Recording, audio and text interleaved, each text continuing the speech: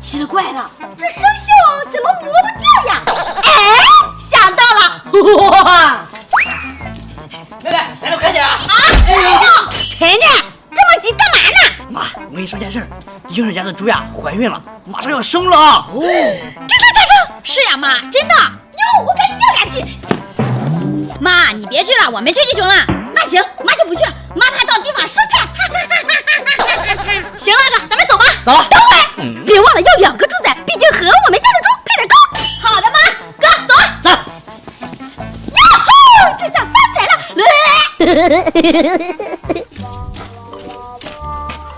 哎呀，哥，咱英氏到底怎么回事呀？给老母猪喂食的时候一下子滑倒了，本来就生了10个，一下子作死5个。是啊，这可怎么办呀？咱妈还说给她要小猪仔呢。这下要不到了，那咱们回家吧。行。妈！哥，咱妈呢？什么声音啊？哎，我怎么听着像猪叫呀？我也听到了。是不是咱英婶家的小猪仔跑到咱们家了？咱们去找找吧。啊，行。走。没有呀。怎么没有呀？我去其他地方看看。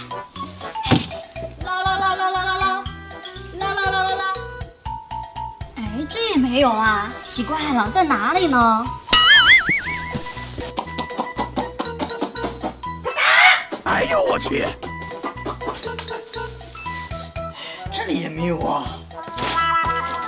猪仔，这里也没有呀，奇了怪了，它到底在哪里叫的呀？猪仔，哥，你找到了没有啊？没有啊。你们2个呢？也没有，我也没找到。奇了怪了，它到底在哪里叫呀？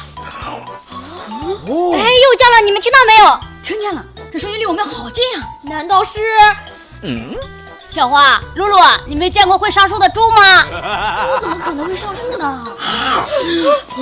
难道是在？哥，你去朝阳看一下。好。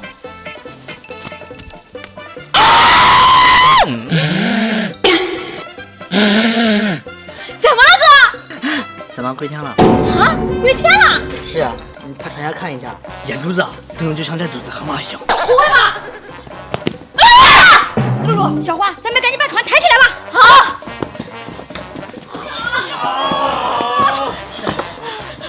妈，小小这怎么办呀？哥，赶紧扶他们上医院。好。哎呀，妈，你没事吧？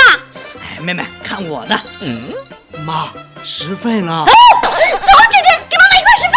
哎呀，妈，你没事啊？吓我一跳。妈能有什么事啊？妈只是累了，本来在床上睡觉，谁知道发一着翻到床下去了，我就懒得起来了。哎呀，吓我一跳，我以为咱家借猪了呢。对了，让你们上英婶家要猪仔，怎么回来呀？妈，英婶家的老母猪呀，生了10个，结果被英婶一屁股坐死了5个。不行，妈得给他要2个，不然妈就亏了。妈，等着我们，我们